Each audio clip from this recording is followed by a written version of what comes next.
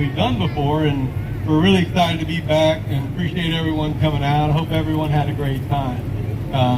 This is a demonstration of the effectiveness of residential fire sprinklers.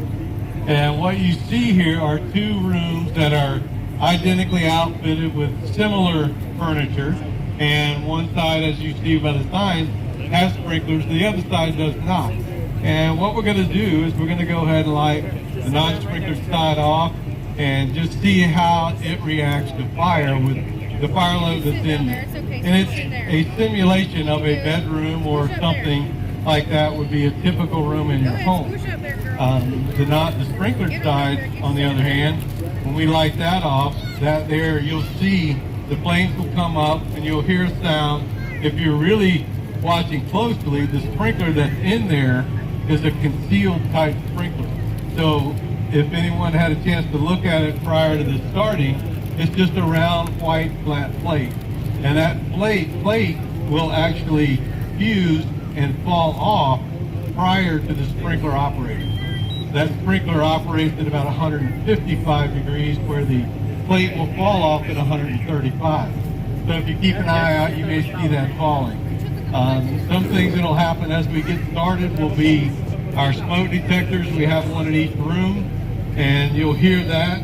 So that's some of the things that you as a family or an individual can practice at home is a fire escape plan. Fire escape plan is critical to escaping a home, especially one that does not have fire sprinklers. You only have a few minutes. As you'll see, this non-sprinklered side will go to flashover in about roughly 3 minutes. If you see the piece of newspaper laying on the floor, keep an eye on that. As it gets close to flashover, that piece of paper will ignite, and you'll know that it's about that time. But again, back to the fire escape plan, everyone should exit the home and go to a area of refuge. You should know where that is so that everyone goes to the same location. You got 5 in your family.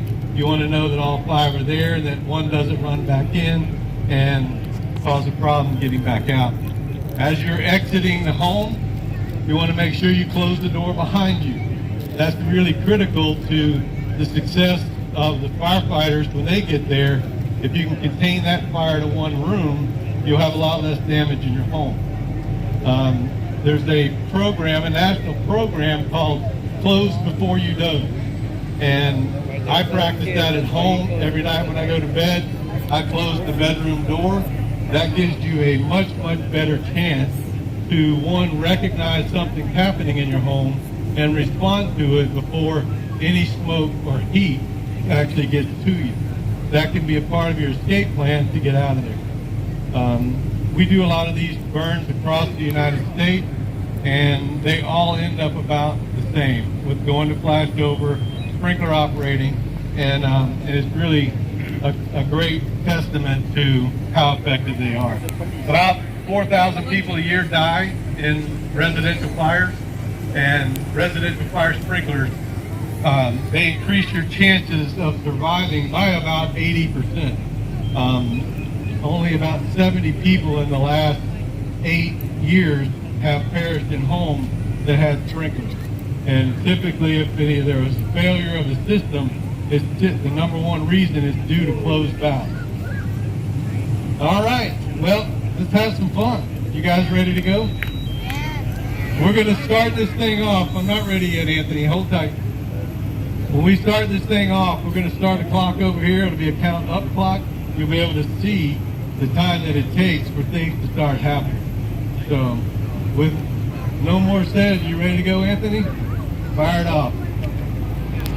Hold up on the clock, I'll let you know. So, in this room, we have a waste paper basket. Okay, clock. You see there's a waste paper basket. There are no accelerants in this room. It's a waste paper basket with newspaper that I just went across the street and bought because we forgot it. And then there's a typical curtain on the wall and a couch or a love seat and a sitting chair. So you hear the early warning, things that are important, early warning, early suppression, and fire department response. That's the key to survivability in a residential fire. We're at about 30 seconds. You can see there's a little white smoke happening now. Got flames licking up the wall. Starting to get a little warm here where I'm at, and things will accelerate. You'll see the smoke will start to change. It'll start to get angry. They all react a little differently, and some go quicker than the others, but they all really, for the most part, do the same thing. We got a fire going up the wall. Really just the curtain right now. Eventually the chair will get going and the couch. We got a little fire on the couch now. That fire will continue to grow. There's a fallacy that fire doubles in size every 30 seconds. That's really not true. They grow at their own pace, but once they get to that flashover point, there's no turning back. Keeping in mind that typical response time from a fire department is anywhere from 6 to 10 minutes. That's after you've woken up. If the fire started, you wake up, you get out of the house. Hopefully you have a cell phone. You make that call, you're 3 or 4 minutes in at least before it gets to the point of making that call to the fire department. Then they have to mobilize and get to your house. You're 10 minutes in, and you'll see after this that the house didn't have a chance. So we're right about 2 minutes now. You'll see the smoke is starting to get a little darker. We got both the couch and the chair are starting to become involved. And as it goes on, the smoke will get a lot darker. The key to, again, closing the door before you leave is really important. To contain that in a home that did not have doors closed, that smoke goes everywhere. The smoke gets your lungs, and when you're in a fire situation, the smoke gets into your lungs and basically burns your lungs from the inside out. All right, now we're starting to get a little more warm now. We got some blacker smoke starting to happen. 2.5 minutes. This one's moving a little slower than a normal fire would, but things will start to accelerate now in about the next 30 seconds. So the worms in it? Yeah, it's starting. We're just about there. Watch the paper. The paper's getting warm. It's getting wiggly. It's starting to move. There you go. All right, we'll let it go for a second. That's flashover, folks. We're talking about 3 minutes almost exactly for that room. Everything is spontaneously combusting now. All right, guys, let's go ahead and hit it.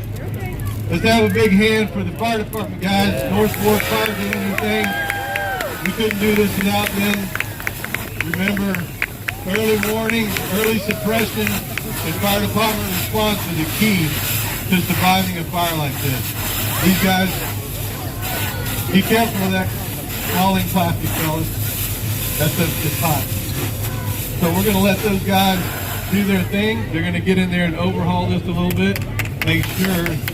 Let's give them a big hand, guys. Thank you all. Good job. Thank you. So we'll give them a few minutes to do their thing. What we're going to do next, this room has a single fire sprinkler in there.